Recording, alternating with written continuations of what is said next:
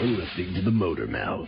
Well, I'm standing in my garage in my Speedo. I bet Motormouth Radio is on right now. Are you guys on the air, or did I call too late? Motor Mouth! How you doing? Great program. I've been listening for about 10 minutes now. You guys are boring me to tears. It's real fun listening to you guys on stinky Wi-Fi. Appreciate y'all letting me on Motormouth Radio. Oh, I've been listening. Motor Mouth! You're bringing back really bad memories for me. You guys have your passion here. You're making a living at it. But the way your show's going lately, anything goes. Well, I got a lot of people listening to you guys. Our trained staff of 2 will help. The phones are on fire. Hey, Chris. Hey, Ray. Hello. You guys sound different on Sunday than you do on Thursday. I'm enjoying the show today. Quite frankly, there are better things to do with your time. I like your style. I like that you give each other grief. That's good. I know those dozens of people out there who are tuned in today. Yeah, I want to know what the is wrong with my car. I don't want to take over the whole radio program because then we'll shoot the ratings down. Motor Mouth! Me and Kristen are going to be the future Ray and Chris. Appreciate all the good advice. You guys do a great job. Love it. So you got to make up your mind. Do I follow the manual? We told you what to do. You still didn't want to do it. And the owner's manual tells you put high test in. You don't want to do it. We say follow the owner's manual, and then you get ticked off at us. What do you want me to do? I'm not getting ticked off. I am. I have a heart condition. This is not right. There are answers, sometimes correct ones, and we may have them. Motormouth Radio, 90.3 FM, WHPC. Motor Mouth! This is Motormouth Radio, your 1-hour automotive talk show. And now, here are your Motormouths, Chris Switzer and Ray Guarino. Alrighty, we're not looking for money, we're not looking for glory, and we're not looking for fame. And overall, it's been working out real well. We're Motormouth Radio, your 1-hour automotive talk show right here on Long Island. I'm Chris Switzer, and of course, here's a man that bought all kinds of extended warranties on his new car, yet he still opens up the hood and pokes at the engine with his finger, and he'll tell you all about it from right behind the shop bench. You know him as Ray Guarino. How are you, my brother? Good, Chris. And, of course, trying to keep up with history. We're going to try and bring this show down in a great ball of fire today. Just like any other day that we do this show. Because, as you'll remember, today in 1871 was the day of the Great Chicago Fire. That I think you started. That Miss O'Leary's cow was, I think, blamed for it, wasn't it? Yeah, Dennis O'Leary's cow. Dennis right. O'Leary. Yes, exactly. And you know what?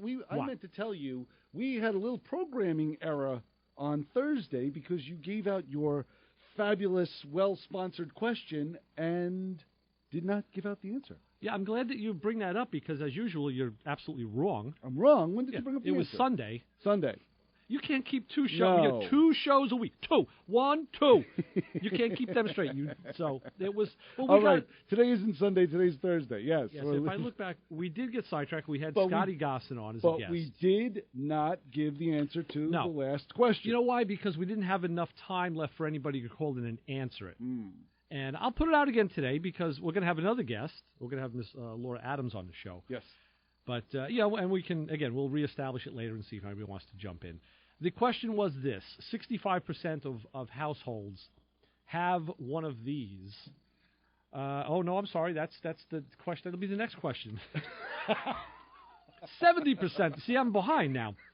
70% of Americans could do this in 1974. Right. And now only 20% of us do it. And what is it? So that was the question. We had no guesses. Maybe there's one on the phone now. Maybe there is. Let's go to the phones. To the fun right here early on the program and say, hi, you're on with the Motor Mouths. Hello. Hello. I guess it's not a guest It's then. Kevin from Massapequa. What's up? Hey, what's up, Kevin? How are you, my brother? All right, I got a couple of questions. I think I have an answer for that one. How about, use a dial phone? Stick your finger in the little hole and No, that's not it. But I'll tell you something. I did do an experiment with that with my own kids, who, they're not kids anymore. They're older. But I did put a dial phone in front of them, and they figured out. They knew how to use it. Because from their, I think it's because their first cell phones, you had to use like a multi-button to text. You you didn't have a keyboard type thing. So they knew that, like on a phone, the 2 was ABC. It wasn't. So they figured that one out. So even kids were intrinsically smart on that one now. But what's your question, Kev? Over the weekend they were showing Bullet. Okay.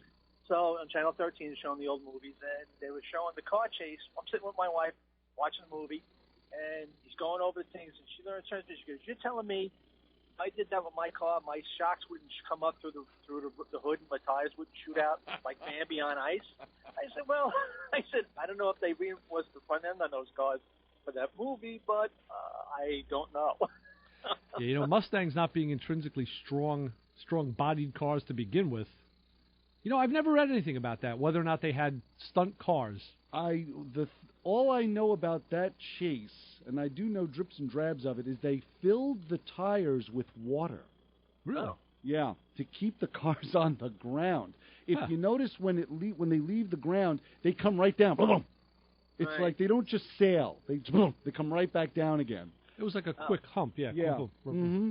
But as far as reinforcing, I don't think they did. I don't remember reading anything about it. The telling scene is at the end when McQueen wrecks the Mustang and you see the front end just tuck in, the tie rod is gone. Right. That's what happens to a Mustang when you jump it. Right. Yeah. They did do some mods to the two cars when they separated and the Charger goes into the gas station. Which, if you look closely, it misses. Right. It goes past the gas station, then the gas station blows up. There's a lot of mistakes in the chasing. That's not really not really a mistake. That's called keeping the stuntman alive. Well, that's true. But there was no stuntman in the Charger when they let it go because the Charger was unmanned. Okay, it was a drone. It was attached to the Mustang, and the Mustang had a device in the front of it that would let it go and then peel away.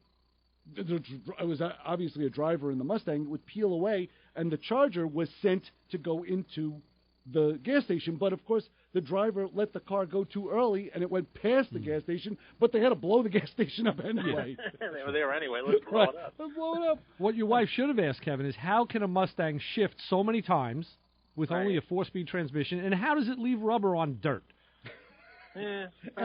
She's not that sophisticated yet. Well, teach her. Also, count how many hubcaps fly off the Charger. Fly off the Charger. Right. I think we're up to 7. Well, I noticed too. That I noticed if you watch it, the same green Volkswagen appears in like 5. Right. And there's also a GTO or a Le Mans that appears. A yellow one, I think, that's there a lot. And there's a slightly green 4-door Cadillac, a '67 Cadillac that shows up more than once as well. Right. Well, and what's even better, when you look at the shot coming down the street where McQueen went down the street, had to make that hard left. He insisted on doing it himself, and they placated him because of his history. But he kept blowing the turn; he just couldn't make it. And you'll see all the rubber marks in that turn. Right. Yeah. With the multiple takes. Yeah, but we don't know anything about the chasing. No. There you go. All right, I'm enjoying the shows. I know you've had a lot of guests, so I figured I'd call in early, get my questions. I could tell my wife the answer, and I'll be listening to the rest of I just got it in on a teletype. It just came in on that. What was it? The machine they used to get the picture of the guy. With the picture. What was that called? Yeah, that thing with the phone on it. For something. Well, ours just worked, and Joe D's manning it, and he said there's a roll cage suspension beefed up, and 2 cars were used. Okay. Thank you, Joe. Thank you, Joe. Always a man in the clouds, always giving good information. All right, gentlemen, have a great day. Thanks, Kevin. Thanks, Kevin. You too. We'll talk soon. Bye-bye. Always a good call from Kevin. Yeah. 516-572-7440. And who will we be talking to later on today? Laura Adams from InsuranceQuotes.com. I read a little blurb in the newspaper. This is how the show gets programmed. It said, no, red cars don't cost more to insure. That's always been a myth, that they get more speeding tickets and cost more to insure. But they say that a large number of U.S. drivers are wrong about this, like I was. Too. And many car insurance basics, a new survey by InsuranceQuotes.com found. So people are wrong about a lot of things. Mm-hmm. Nearly half wrongly said that a car's color affects premium price. So anyway, it went on. It gave some stats. And I reached out to this fellow, Robert Dominguez, who he wrote the article. Mm-hmm. And then I ended up talking to... what was his name? Yeah, Ted Roseman. Well, it's a process. It's papers everywhere. It is a process when you do this. And suffice to say, I was put in touch with Laura Adams, who's from InsuranceQuotes.com. She's a senior analyst, and we're going to be talking to her today about this phenomenon. And I have some information. It's funny because I feel that the color does make a difference, and I would like to hear why she begs different. It really shouldn't, but, Let's go back to the phones, back to the fun. How you rolling with the Motor Mouths? It has to be a typewriter, right? Operated typewriter? No, the answer to the question of what people are using in 1974 that they're not using pretty much now, correct? Yeah. I thought it was, what are you able to do? What 30% of people were able? Because I guess you could. I don't know if people really type or they just wing it. Well, first let's ask who this is. Who is this? This is John from Freeport. Hey, John, how are you? All right. I'm a ceiling fan guy. How's the ceiling fan? I was going to ask you. All right, John, first of all, good guess, but incorrect. And it was like 70% of Americans could do this in 74. So I guess, if you're going to say could type correctly, people don't know how to do it. Would I take a second guess at change a tire? Yeah, that's wrong also. No. And with, with the typing thing, I never learned to type. I never took a typing class in school, but I can type I on a keyboard. I'm pretty fast now, and I don't use 10 fingers. I probably use 7 or 8. But he only uses 2 to type. So that's so. I was also way off on keeping the underwear in the glove compartment. So I'm nowhere near on a lot of these questions. Well, that's Just keep throwing them out there. They're entertaining. I got to go back to work and thank you for the show. Thanks, John. Thanks, John. Always a pleasure. Talk to you soon. Bye bye. And for John and anybody else's benefit, these aren't meant to be cerebral or anything. It is just for entertainment. And I hear them somewhere else. I don't make these up, and I don't go to these survey sites. I do hear them someplace else, and I just lift them. That's what I do. Mm-hmm. No, I totally understand. It's always the same way we acquire the honor group of the hour. Yeah. Is we just are quite observant. Speaking of that, I did get to go out to the hub of media, to another radio station, to pick up my certificate that I won. That's right. For dinner for 2. So I got to go out to Connoisseur Media. I went yesterday. Yeah. Now, mind you, just to backtrack, you had won a radio call-in contest. That's yes, right. I did win it. You answered the silly question they asked. Absolutely. It was even easier than that, really. But so I won the certificate, and I had to go out and pick it up. And I got to see Connoisseur Media. Man, they have a lot of offices, a lot of radio stations in one place. Oh, I believe it. It's pretty. I got to look at the studio. Got to check out one of the. I think it was the K-Joy studio that was dead at the time. Nice operation. Mm-hmm. Do they need a radio show that happens to talk about cars? Yeah, they said, you got a truck full of sponsors with you? Bring them in. Yeah, we'll put you on. I said, no. Yeah, we got a truck full, all right. That's about it. Let's go back to the phones, back to the fun. Hi, you're on with the Motor Mouths. Good morning. This is Laura Adams from Insurance Quotes calling in for an interview. Laura. Hey, Laura. And you just called us online, on the air. How are you? I'm doing great. How are you? Doing well. We're so glad to hear from you. Let's take a quick break. When we come back, we'll introduce you properly, I would say, right? Because that's the magic of live radio. We can do stuff like this. So let's wait for the music to come up, and when we come back, we'll be talking to Miss Laura Adams, Senior Analyst from InsuranceQuotes.com. So, Laura, just give us a second, and when we come back, we'll chat it up. Hold on. Sounds great. Right here on Motormouth Radio, where, of course, the Motormouth Radio Honor Group of the Hour, drivers that can't find their cars in parking lots. That's right.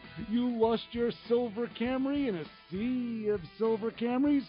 Well, if you did, you're part of the Motormouth Radio Honor Group of the Hour. Keep it right here. We'll be talking to Laura Adams from InsuranceQuotes.com. Keep it where you got. This is Motormouth Radio, your 1-hour automotive talk show. This is Glenn DeMilt. Join me every Tuesday and Saturday afternoon at 5 for 2 big hours of music and memories with the chairman of the board. It's Frank Sinatra on Sinatra Serenade. Each week we'll take you on a musical journey through the career of this entertainment icon. It's all about old Blue Eyes. So listen to Sinatra Serenade on WHPC 90.3, the radio voice of Nassau Community College. Streaming online at ncc.edu/WHPC.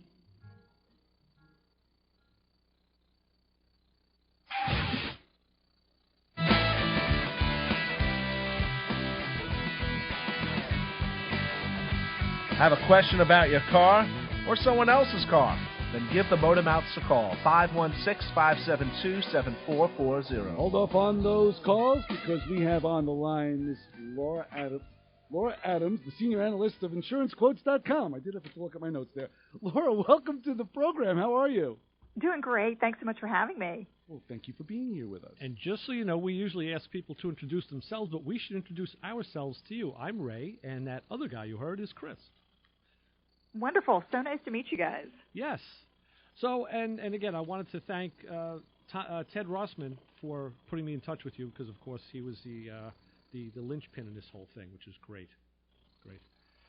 So, Laura, I read an article that said car color does not affect insurance premiums, although 44% of the college graduates that were polled thought or 50%, I thought, 50% of millennials believe that myth was true. And I am one of them as well.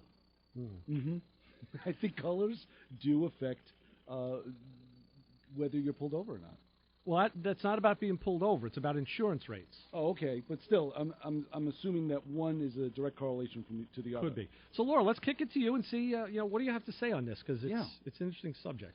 It is. We don't know why this myth has been perpetuated, but the color of your car does not have anything to do with your insurance rate. So they're looking at make, model, the year of the car. A newer, more expensive car is going to be more expensive to insure than an older car in most cases. However, if you drive that red car poorly and you get speeding tickets or get into accidents or get pulled over a lot, that can affect your insurance, as you guys mentioned. Having those violations on your record will cause your rate to rise. But if you're just getting a car, and you're thinking, should I get the red car or the black car?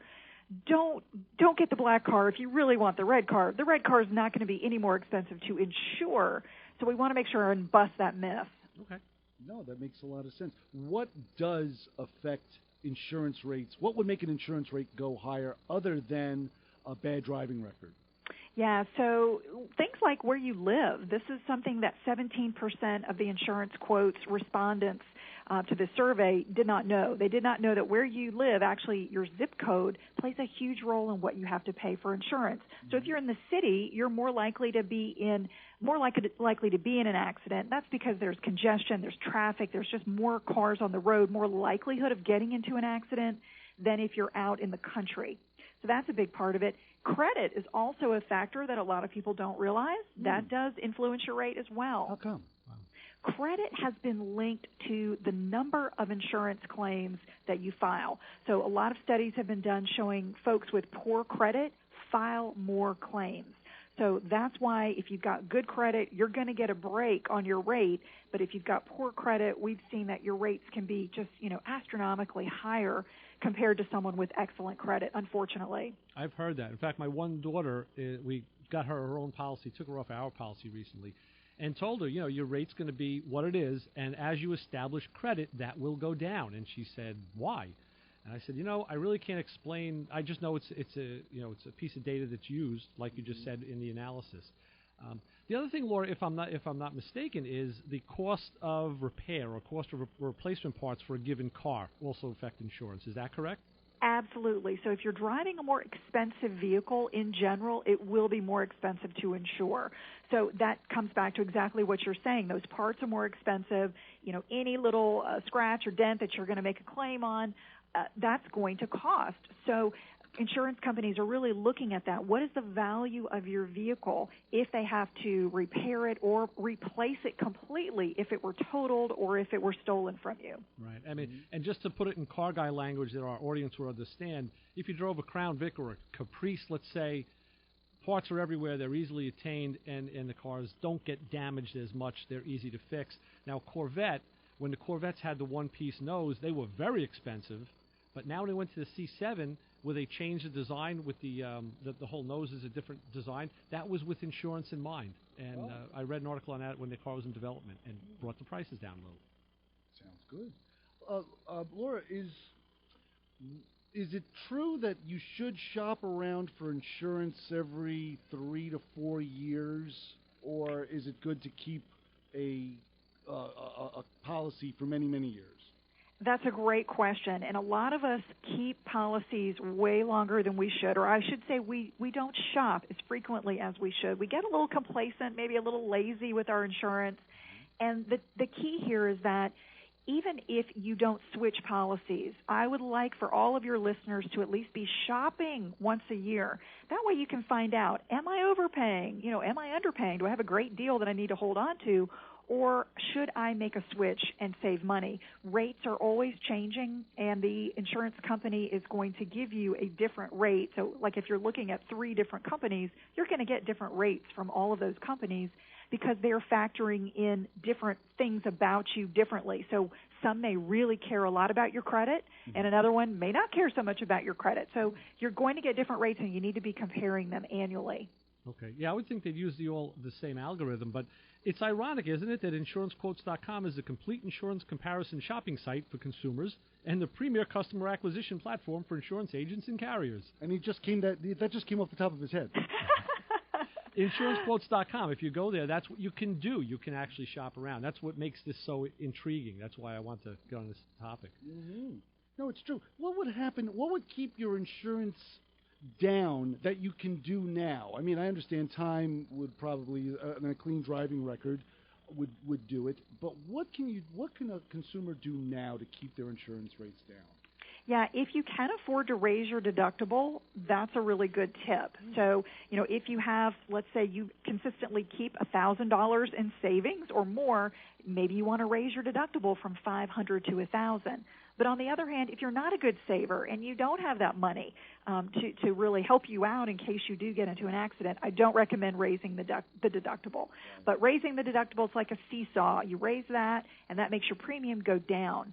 So that's an easy way to save. Another one is bundling. So bundling maybe your home or your renter's insurance with your auto insurance. We find that across the nation that can save about 15% if you also have homeowners. Yeah. Oh, wow. Yeah, I guess you're putting your house up on the line. It kind of keeps everybody honest. Well, that's the big thing. I've been doing that for many, many years, 30-some-odd years already. But I know that's Progressive's big push with their commercials. Hey, give us your house, your car, your boat, your motorcycle, your RV, your whatever you got, and that's the same thing. Just bundle it, and they get the more policies, and of course the savings gets passed on to you, which is that's the incentive. Because it's the truth. I have found that my insurance company, I noticed that the rates creep up a little bit, ever so subtly, and I like the service of my insurance agency. But I would love to know how to keep those numbers down. What do you do? Do you call them up and say, hey, I'm on to you guys. You guys are raising my rates a little bit every time, and my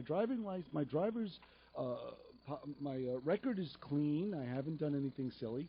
So is there within reason, right, that they haven't found out yet. But I'm just wondering, is there something I can do as far as to curtail that situation? A lot of people ask me this. They say, can I haggle? Can I negotiate my rate? And really, it's very different than calling up your cable company and trying to get a lower rate. They typically are not going to give you a lower rate just because you ask for it. But our best defense as consumers is shopping.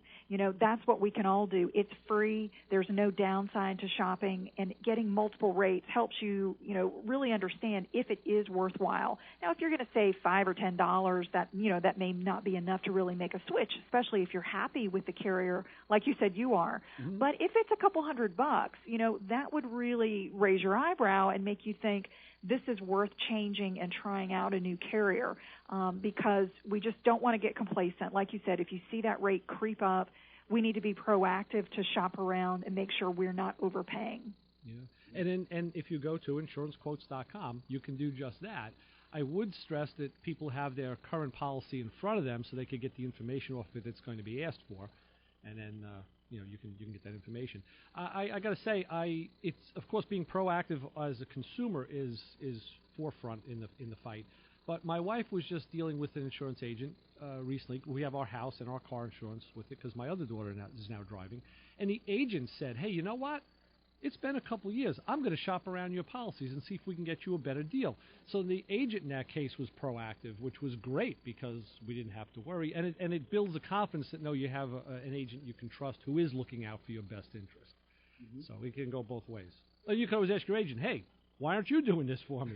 Right, yeah. Laura, is there anything that can ease the pain of a new driver like Ray has? Ray has a new driver, a teenage driver. Is there any tips that you can pretty much get through weather this insurance storm of a new driver? Yeah, it's so expensive to add a teen driver, and that's just because statistically they are riskier drivers. They have a learning curve, and they're just not quite as confident on the road. But what I would say is try to get any sort of education discount you can. Maybe there's a defensive driving course, some kind of an education discount that your company may offer. Look into that. In a lot of cases, it's something that the teen could take online. It could be like $25, really inexpensive, to just go through a defensive driving course, and then if they pass that, the insurance company will give you a break because they know, hey, they've got some skills. Another is if they're a good student. Most carriers have a good student discount if they're getting about a B or better either in high school, college, or graduate school. That can save you a lot of money. Yeah, that's what we didn't know about. We got that with our older daughter, and now this one, the same thing. They go by, even in high school, they looked at the high school records and saw she was an honor student and whatnot, and there was a discount for that, same as in college. So, yeah, that's great. And I think, and I questioned that, and I talked about it with a friend of ours who also has kids that age. And the thought is, like, hey, you know what, if you have a kid who's going to be good in school, showing they're in honors programs and they have good GPAs, I think they want to see over a 3.2 or something. Okay. The thought is, and I guess they have data to back it up, that kid won't be as risk-taking and as, out there joyriding. They're going to be home studying because they're getting good grades. I would imagine. So. That makes a lot of sense. That's for sure, because I'm going to be weathering that storm. Ray's already doing it, and it's something that's important, and I think a lot of people want to know. That's for sure. So, Laura, can you tell us a little bit about insurancequotes.com and the services that they offer? Yeah, it's a very easy site. You come in and can start just by putting your zip code in. We are looking at all kinds of policies. So whether you're looking for auto, home, health, life, business, we cover it all. So getting free quotes, that's what we do. And it's a really easy and convenient way to shop because you're putting your information in one time and getting back multiple quotes. So it's very efficient. And, these days we're all looking for ways to save time. We want to shop in the middle of the night. So if you're one of those people and you're ready to get some quotes, I would say come visit. There are lots of calculators and tools. We have a really interesting calculator called the car versus car calculator. So if you're thinking about buying a new car, you put in the car you have now, the car you want to buy, and you can see what's going to happen. Is your insurance going to go up or is it going to go down based on the car you're looking at buying? So lots of great tools and articles like that. Yes, that is good because we just purchased another car in a family, and then the thought was, I told my wife, call the insurance broker and ask them what this car is going to cost. Ask them if this car is going to be, affordable, or I thought it would be, but it's nice to know you can do it yourself on a place like insurancequotes.com. Mm-hmm. Absolutely. So, yeah, we encourage people to come and take a look. I'm there on the site. If you can email me with questions on the site, I'm there to answer them for anybody who's a visitor on the site. Laura, while we're on that topic, are there any cars off the top of your head that are, can you give us a quick comparison of a car that's really bad for insurance and one that's really good? Yeah, it's interesting, and it does depend on the state where you live as well. But, some of the really common cars, like the Honda Accord, the Honda Civic, some of the Toyotas that are really popular are very expensive to insure. And this is because they are popular with thieves. The parts are loved by thieves. So because they get a lot of theft claims on those vehicles, they tend to be higher in insurance costs. Green cars, some of the hybrid cars are a little bit more to insure than you might think. So I would say definitely check out either with your agent like you did or using our calculator. Look into it because you don't want to get a shock when you get that first insurance bill after you get your new car. I know. I remember for years it was like 89 or 1990 Hondas was still in the top 5 most stolen cars. And again, it was for the used parts. Yeah, and so you wouldn't think about that type of a car being more expensive for insurance. So there are a lot of surprises out there with insurance. There's just a lot that goes into it. So we do encourage people to think about insurance before you shop. That's the best time. Factor that into the price that you're looking at paying. Got it. Laura, how else can people find, are there any other avenues they can find this information? Any other information you want to give out to the listeners? Yeah, I would say just come to insurancequotes.com. There's so much there. It's just a wealth of information, free, unbiased information. We're trying to help consumers make easier decisions. Some of these topics are not easy. Insurance is complicated for a lot of people. Yeah. So our goal is to make it simple and help them shop smarter. Got it. That's good because usually when it comes down to the subject of insurance, my eyeballs will just roll to the back of my head. I'll just start drooling. So it's great that you make it simple. It's really probably a pleasure. I must go on the site. But I do have to ask you before we let you go, what car do you drive? Oh, wow. I just got an all-electric Fiat, the E500, and I'm loving it. Wow. Okay. Awesome. Now, let me ask you this. You mentioned that some of the green cars are more expensive to insure. Is that because of possible battery replacements? They're just more expensive to replace. So my insurance did go up when I got my little electric car. Wow. And I did expect that would happen. But it's been a dream to drive. I'm loving it. So I guess you're going to offset that the insurance premium increase with the gas savings that you'll enjoy. That's it. Excellent. So you'll have to take the money you save on gas and put it into the bank, and hopefully it'll grow enough so when you need a battery replacement, you'll have the funds available. Oh, that's great. Laura Adams, thank you so much for being with us here on Motormouth Radio to discuss insurance. We really do appreciate it. You've answered some very tough questions that we conjured up trying to figure out what to do and how to do it. And you were right on top of it. We really do appreciate it. My pleasure. It's great to be with you guys today. Thanks, Laura. Thank you. We'll keep in touch. We'll talk soon. Bye-bye. Bye-bye. That was Laura Adams, the senior analyst of InsuranceQuotes.com. And if you missed any of that interview, you can check it out on motormouthradio.com later on in the evening. Or you could check us out on Performance Motorsports Network and iHeartRadio. Very proud of these fine establishments that are crazy enough to air this program. You know, it's interesting, Chris. You failed to mention that. I know if you go on auto-insurancequotes.com and put in your zip code, the first thing that will happen is your computer will just blow up because you live in the highest zone in this area. I think it's more for insurance fraud than anything. No, you get a voice that comes up and goes, "Buongiorno, signore." Done. No, it was probably like a Russian voice. You're just inflecting the Italian. You want to insure vehicle? Yeah, that's probably what happened in my neighborhood. 516-572-7440 is the phone number. Call us. The Motor Mouths will be right back with your car questions. Give us a call at 516-572-7440. WHPC 90.3, the radio voice of Nassau Community College, is looking for individuals, businesses, charities, or organizations in our local and global community that would like to donate to support our radio station. Whether you listen locally or online, here is how it works. Go to our webpage at ncc.edu/WHPC and click Donate Now. Or if you prefer, you can send a check to WHPC Radio, 1 Education Drive, Garden City, New York, 11530. Make check payable to the NCC Foundation. In the memo of your check, write WHPC Donate Now. Any contributions will help defray our operating costs, and it's tax deductible.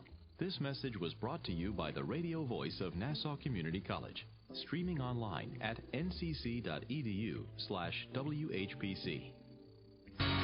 Your car not running right? Let the Motor Mouths help you out at 516-572-7440. That means open phones, 516-572-7440, on this wonderful sunny day.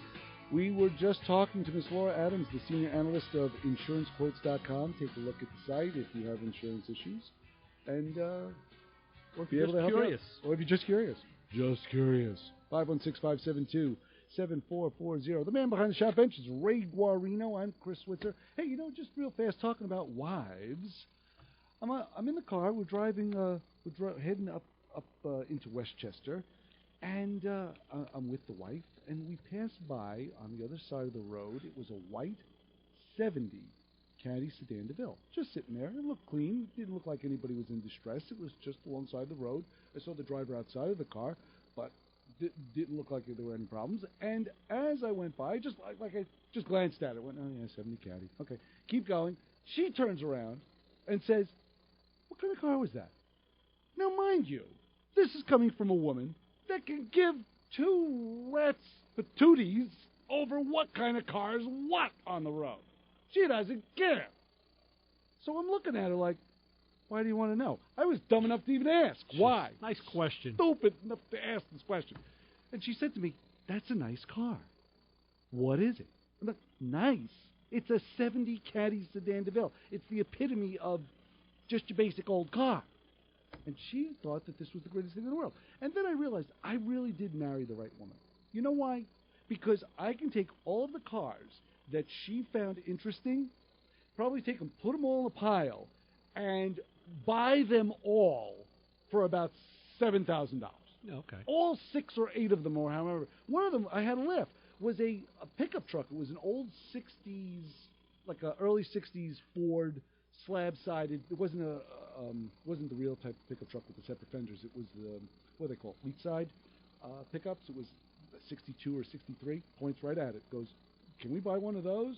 I'm like, I think she's pointing you towards a little farm with some horses and maybe a little ranch. And she wants all these low buck old cars. Good. Yeah, exactly. Never in a million years. We pull up next to a Maserati, and I'll go, what do you think of that? And she's like, ugh.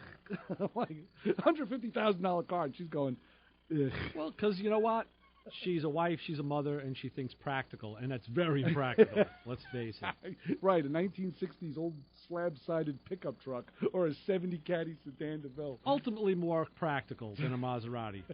But again, let's see if people can figure out the answer to 70% of Americans could do this in 74, but only 20% of us do it now. What is it? Does it require teeth? No, it doesn't. Does it require any sort of penetrant or lubricant? No, it doesn't. I got an interesting thing to tell you. Okay. I told you before I saw a good friend Gary Glass, the ex-Meineke owner. Yes. And we were talking about things, and he said to me, I don't know how it came about. We were just talking about car stuff. And he says, hey, I think we're talking about red light cameras. And he says, do you know, is it ever legal, if it's ever legal, to turn left on red? And I said, well, of course, one would say, no, it's not. I would say, if you're crossing traffic, no, it's not. At any time, is there a scenario where it is legal to turn left on red? Now, I think it has to be prefaced with, a police officer overrules a traffic device anytime. Mm. So there's no accidents, there's no cop in the road saying, no, at a regular, you roll up to this intersection or conjunction of streets, wherever it is, and is it legal to do that? And we're in this country, in this hemisphere. Yeah. In this state. In this state. Yeah. Oh, he's even narrowing it down to that. Oh, yeah. Oh, gosh, I would say no. I would, too. And then he said, well, of course, that was a trick question. Yes, it is. Really? And it's in the vehicle and traffic law. I looked it up, and I printed the vehicle and traffic law. It's section 1111, subsection D, subsection 2. And this is what it says. It's on a red indicator, a red light. Right. Well, of course, it's got to be except in a city having a population of 1 million or more, unless a sign is placed prohibiting such turn. This is all legal mumbo-jumbo. Mm-hmm. I was going to say, it's only an hour show. Here you go. Traffic while on a one-way roadway. So you're on a one-way road. Let's say you're going north, let's just say. Oh, right. Get that in your mind's eye. I'm going north in my mind's eye. And you're facing a steady red signal at an intersection. All right. You may cautiously enter the intersection to make a left turn onto a one-way street that's going east-west when after stopping is required. So it's if there are two one-way streets crossing each other that you can do it. And the question was, well, where is that street? and of course, in the vehicle and traffic law, it says except in New York City and blah, blah, blah. But now our question is to find one-way streets to cross each other, and you can turn left on red. That you can legally turn left on red. And you can do it. Let's go to the phones. Say hi, you're on with the Motor Mouth. Hey, guys, what's up? Christian, what's up, brother? Turn the radio down here. That's a good idea. Well, I'm just trying to pay attention to all that legal stuff. I just had a situation with a couple red lights, so... What happened? Continue. Oh. What happened? I got nailed on 111 for, I drifted through making the right on red. Really, technically, you could go right on red. But you didn't stop fully. Stop. Right. You didn't count 1,000, 2 1,000. No, not even. Oh, let me clarify. I thought it was 3 seconds. Do you ever listen to a radio show that talks about car issues because this show gave that information out in detail, and I gave it not too long ago. I guess you must have been absent that day. I don't listen. You weren't at your desk. I don't listen. Christian, this is the thing. I called New York State, and I wanted a human on the phone, and I got him. And I said, okay, Nassau County, Suffolk County, right on red. What is the time required that the vehicle must be completely stopped before the turn can be initiated? I didn't think it could be any more clear. Mm-hmm. And he said, I don't know. It's not. Oh my God. It's not written. I said, it's not written. I said, then how the hell can they give me a ticket? I can fight my ticket then. Cool. And then what he said was this. He said, he agreed to say that as long as the car comes to a complete stop, you can then turn. So as long as like if you had an accelerometer on the car that went to 0. So basically, because I thought 3 seconds was the rule also. He says, no, it's shorter than that. As long as you completely stop, then you can go again. Mm-hmm. Yeah.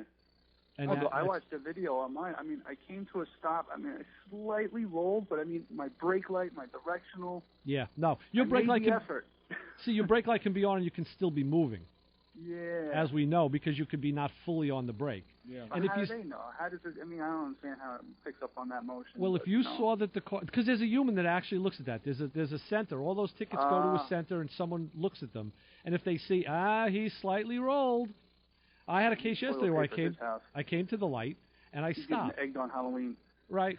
And then after the stop, I went forward, but a car next to me kind of moved up, and I couldn't see the cross drive, so I stopped again. And then I made my right on red, so I'm waiting to see. Christian, I'm still trying to figure out how you can step up to the toilet and do your business and then walk away and it flushes itself. Yeah, well, it's an automatic sensor. Oh, that's infrared. That's something new. The little guy comes out and flushes it. You know? I don't know. But no, I did the same thing you did. I rolled to a right to make a right turn into the intersection, and I had my brake on, my signal light on, and I kind of knew I rolled through it as well, and went, I think I got it. I did too, yeah. No, I did, and I said, oh, no. And then, sure enough, it came in the mail. But here's my other scenario. And check this one out, and this is totally correlated now.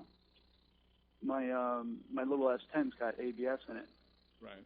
And I'm rolling down this road, same thing. I make a decision. I'm like, I'm not going right today. I got to go somewhere else, so I got to continue to go south on 111. And for some reason, I'm like, oh, the Gulf station, gas is $2.38 a gallon or whatever it is, So I look to the right, and then I look ahead, and then all of a sudden I'm like, oh my God! And then the differential between the yellow and to the red, my time to react for making a decision when I was going to make my right turn, I was going to go straight. I had so much speed that I started to lay into the brakes to make an attempt at stop at the line. Truck hits a bump, the ABS kicks in. What do you think happens? The car, you skipped. You went through the light. I went through the light. Yeah. Oh wow. I see that. Yeah. Yeah. I mean, I had no control. My ABS kicked in, so now I'm like, I'm like, oh man, and I drifted right over the line. What do you do? I think what you got to do is stay off 111. I think so too. That's the second instance that you told us about. Yeah, exactly. Well, there's something on the news now where they're talking about, they're looking at some of these lights and stuff, and they're saying, okay, you know what? There's only 3 seconds between, the lights that have the cameras have a quicker yellow than the ones that don't. Right. Yeah, they're. So how do you fight it? That's how do you not fight fair. When you can't even get a straight answer out of the state? When you call them up and you actually get someone on the line. It's just the system is really not working for the people for sure. No. I'll tell you, when I got this guy on the line, there was a red light camera. I think it was the center. I went on the DMV website. That's how I found it out. I waited on the phone for probably 24 or so minutes. I just put it on speaker. I said, hey. Yeah, you do your thing. Yeah. I'll wait, and I did. And Ray does wait really well. I do that in the shop, though, when I'm waiting for S&S or something, like I'm ordering stuff or whatever, Some companies have some pretty cool hold music, put them on speaker, Right. Start dancing. I'm already on the milling machine, cutting gears. They're like, hello. I'm like, you forget that what the hell's that? Oh, damn. Who did I call? What am I doing? Get your speaker. Hold on, let me shut this down. All right. Do your thing, But I got to keep moving. That's the thing. I can't just sit and wait for 20 minutes. I can't. We're down to the point that, is it worth fighting, or you just paid $80, whatever it is. You need a Bluetooth headset so you can walk around the shop. This way it's on you. Not that. Me, I'm old school. Not even the earbud, but like a speaker. They make them where it's like a kind of a speaker with a microphone. I know what you need. You need Born Live TV. Yeah, there you go. You know what you need? You need one of the desk set phones with that handle that rests it on your shoulder. That's what I have on both my desks. What do you mean? Yeah. Okay, you ready for this? What? There's that guy that's in Baldwin, that Ron Fine. He sells all the glass beating. Oh, that's like all my beating stuff, yeah. Mm-hmm. Yeah. Did you ever see his wife? Yes. Yeah. Did you ever see her get up? Yes. It's been about a year or two. Oh, you got it's right out of 1968. What are you talking about? You want to go into a time warp? Just go see Mr. Fine at 1895 Grand Avenue in Baldwin. He's a fantastic guy, and his wife is a peach too. She's funny. She's hilarious. What does she have? Glasses with the chain and this one. Yeah, she's got the whole 9 yards. It's 1968 office technology. Big Rolodex, 2 Rolodexes on the... Old school. No. File cabinet and a typewriter. Wow. Handwritten receipts. Yeah. I thought the He's got a last... spice rack. He's got the spice rack, right? But there's no spices in it. It's all glass beads. Glass beaded samples, yes. And he takes them and he'll do a And he demonstration. puts it in your hand, and he gives you the origin of the, That's right. and the oh my God, the whole nomenclature of, why you do this at this pressure and everything. And he will set it down and lay it down, and that is it. Yes, It's the highway. Wow. Christian, unbelievable. I got to give you some information. Joe D got back to me and said that a wheel speed sensor dropping off causes what your car went through. It wasn't necessarily the bump. It was a wheel speed sensor maybe having a slight failure. Oh. Mm-hmm. So just maybe it has something to do with the ball joint I had to change on that right side. And could be, yeah. Wiped out the reluctor or something. Oh, there you go. Yeah. I drifted right through it, man. I was on the brakes, man. The reluctor ring that looks like the ring and pinion out of Vic's 58 Oldsmobile from 1962, yeah. Let's talk about Vic and driving. Toothless, yeah. Oh, that was Vic. No, I'm sorry. I'm talking about his ring and pinion, yeah. I'm still recuperating from those days. You should be praying to your lucky stars and gods that you're here to talk about it. Tell the tale. I can't, no, because you'd be driving with Vic. You say, we're going to a swap meet. Okay, we're going down the parkway, cruising in the right lane. Some guy's trying to get on and merge. He didn't care. He let that guy go right into the grass. Yeah. He's told us about it on the show, yes. He's the master of, hey, man, I got the right of way. Yeah. And he's right, but, some people do stupid things, and we'll make him do stupider things if he's going to get his way, man. Now it's called a recovery effort. I learned a lot what not to do and what to do. But I learned a lot from the man, so. Definitely. What not to do. All righty, my brother. We'll talk soon. Anybody try to whopper yet? What happened? Anything? No, but I've been talking to my kids about it. They both know about it, and my one daughter she's now I'm not going to do it. I'm staying away from it. I'm like, why not? Come You on, Kale. Man. It's great. Yeah.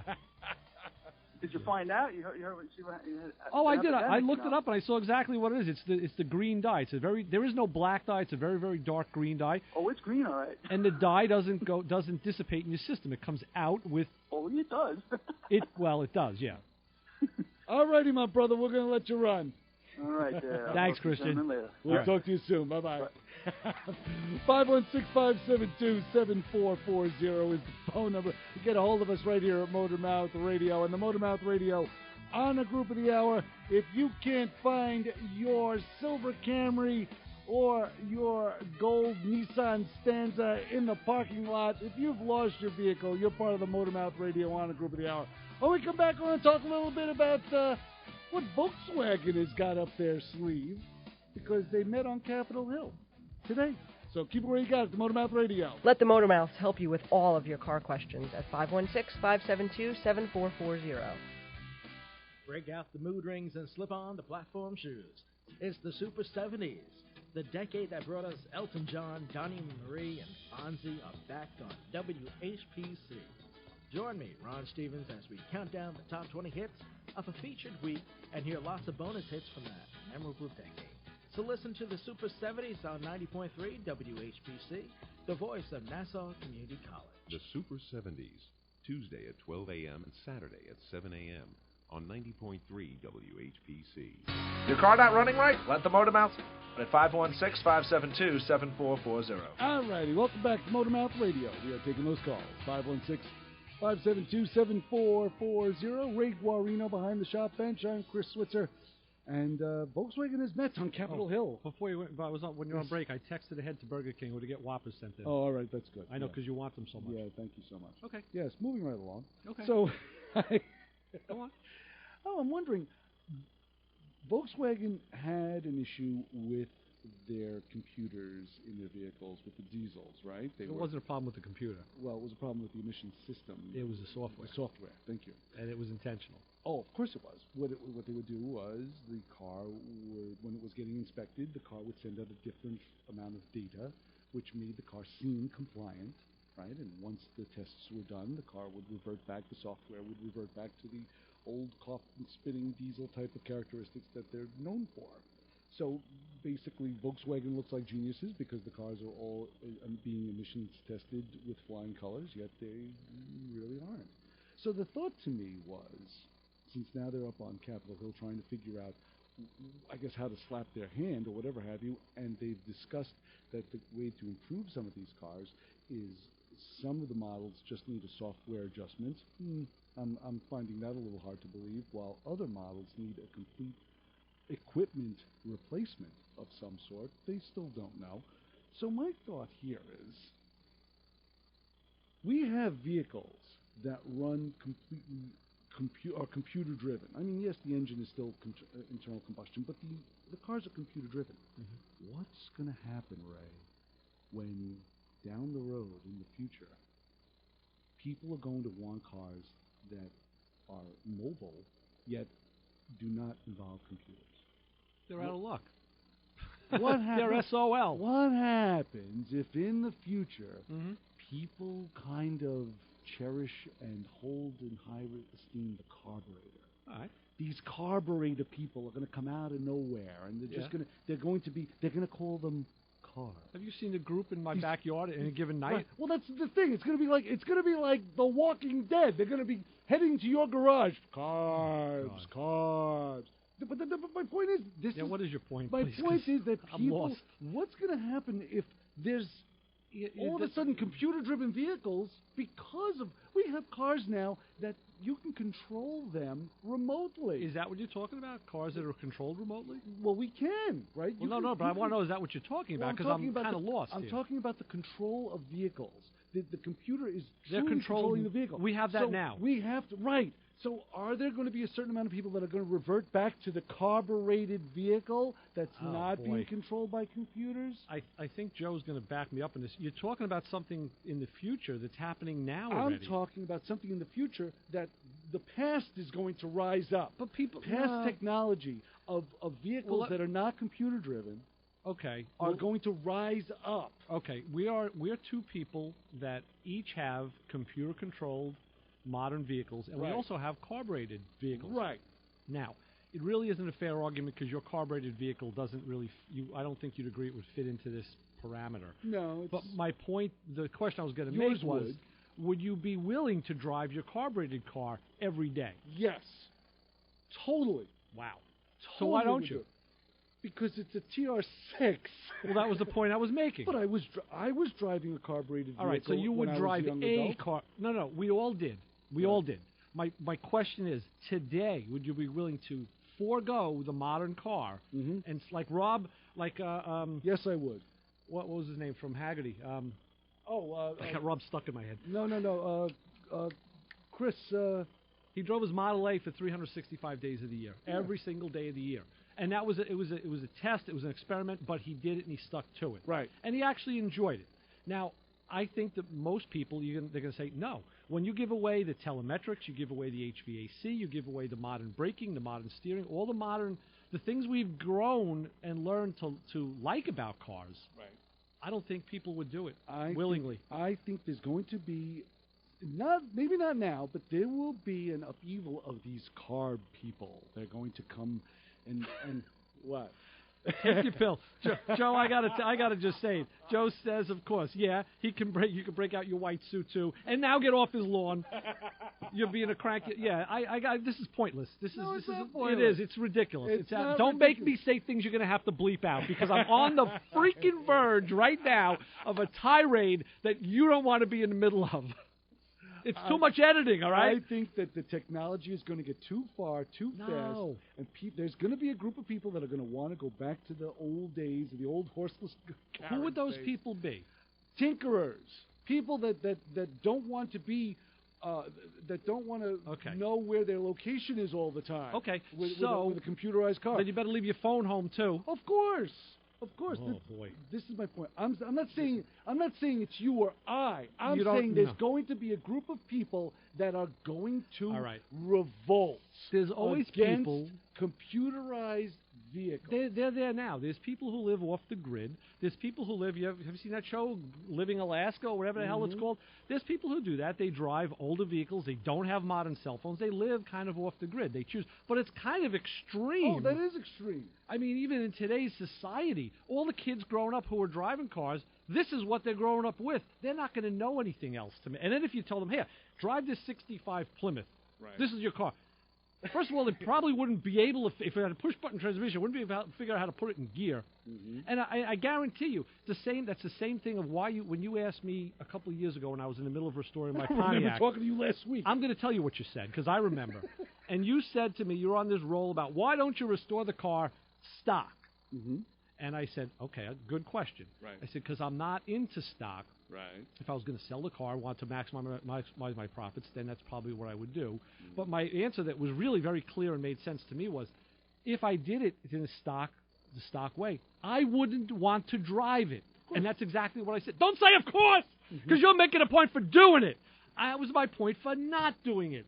I said if I was going to be a little 7.75 by 14 bias ply tires with four-wheel drum brakes that couldn't stop worth a damn, a two-speed transmission, God, I wouldn't want to drive the car. See, I always look at a vehicle like an investment. I don't look at a vehicle. Don't divert to investments. I'm talking about driving the car, and that was the point I made. Well, your point was valid because you drive the car, you built the car the way you wanted to, which is perfect. It's a perfect ending to the argument at that point when you could say, I built it the way I like. What am I supposed to say? Don't like that? It was. It was at the time. But what I'm trying to do is use that as a reference point for driving older cars. Yeah. Who would want to after you drove a modern car? But could you drive your car as a daily driver? Your GTO. Of course I could. Could you drive it as a daily driver? Of course I could. Would you do it? No. If Jonathan Klinger, yes. If you were like Jonathan Klinger, thank you. Yes. If you were like Jonathan Klinger, drive your Model A, or like he drove his Model A. No, I would not. Well, if it was for something like that. Would you do it? Yes. Okay. Joe's goading me on. No, if it was for something like that, I could and I would. If it was for, if there was a cause in mind. But to do it now? No, hell no. I still think that... I didn't take it out last night to go to a cruise night I still think you're diverting the point. I think that there's going to be a certain amount of people that are going to revolt against computerized driven vehicles. Okay. And they're going to embrace the carburetor. We'll call them carbs. Well, let me ask you this. They're going to do this. The people what percentage of drivers do you think that's going to be? Oh, I will say a percentageable amount of drivers. Give me a number. Oh, how the hell do I know? You're making it up. I got a crystal freaking ball. It sounds like it by your argument, but you don't. It's total conjecture. You're asking me statistics on something that I'm giving you a theory on. Joe is saying, maybe in a post-apocalyptic scenario like The Walking Dead. And like I said, there's people who do it now. Right. There are people who do it now, but they're few and far between. And they're usually, you look at those people, they're usually a little off the path. The numbers will grow. They're usually a little bit off. Like the guy doesn't really shave that beard too much. The clothes are a little old and ragged. They're always like carrying plastic bags of stuff. These people are a little bit frugal in their intent. And I see them. There's people who drive around the neighborhood. They're usually collecting bottles and cans in the back seat of the Lincoln. You're laughing, but I've seen these people. They have magnets around their fuel line. Hey, you know what? We're down to 2 minutes of the show. Do you want to give the answer to the question? No, I want to just keep. I want to keep hammering you on this. All right, I'll tell you what it is because I guess it was fair enough that we went through that one. 70% of Americans could do this in 1974, but only 20% of us drive a stick shift. Drive a stick shift? Yes, and Joe said yes. Cars you could fix with a rock and Amish mechanics. His arm is up the horses. Right. Oh, that's you he's talking about. So. Yeah, you know what? Modern cars are just too nice. Try and you'll see. If I had to get one of my kids to try and drive an older car, they'd be like, what? Why would I do that? Now, some kids are interested in it a little bit. But again, it's always for fun and for leisure purposes. Okay, agreed. And I'll tell you why I wouldn't drive my own car every day. Why? Just like I said to you, when I took it out the first time, I had to activate the windshield wipers. I had to take my hand off the wheel, reach down to the dashboard to click that lever on and off just to make them swipe once. It felt so foreign to me after living with intermittent wipers and now rain-sensing wipers. I was like, wow, that really takes you away from driving. Okay, understood. But you can also, you are an engineer type, you're a tinkerer type. I'm sure if you had to use this vehicle, if this was your only primary I could vehicle, wire intermittent wipers. You could work something out on the stock. You can get a Cuban if you wanted to. I could wire intermittent wipers, but you know what? How many people who are of that small infinitesimal percentile will be able to delay wipers? How many of those people will be able to do that? Even less. Right. So, Yeah, I don't think it's just not practical. Well, you know what? We'll watch the trends and see. Yeah. We'll watch and see, yeah. And I'll be reminding you of this. Okay. You can be sure of that, because now you've put another one in my trash can of things that I want to throw back at you. ABS brakes, Joe said. Yeah, what? I mean, just suspensions, HVAC, just the way that your windows clear now is so much better. I don't care about the damn clock. Coming up to Go on, let it run out. Okay. You get me to that edge again. You say this is going to be fun. Oh, wait till this next ride we take in the car. Wait till you see. I hope you have a football helmet. That's Ray Guari. Yes, it is. I'm Chris Switzer. Yes, you are. This is Motormouth. If I ever saw one today. This is Motormouth Radio.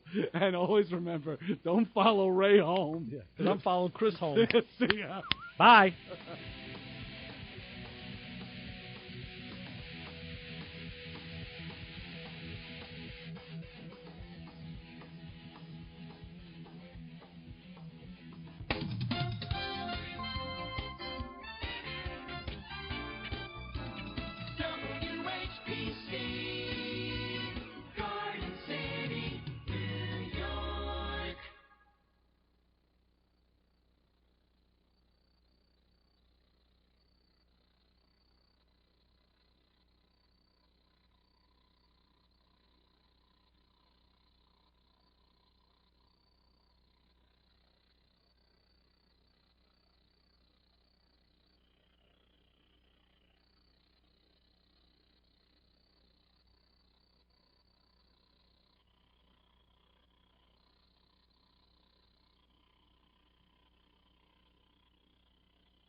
From a town near Oyster Bay, Long Island, comes the show devoted to the music of Long Island's own Billy Joel. This is Piano Man on 90.3 FM, WHPC, Garden City, New York.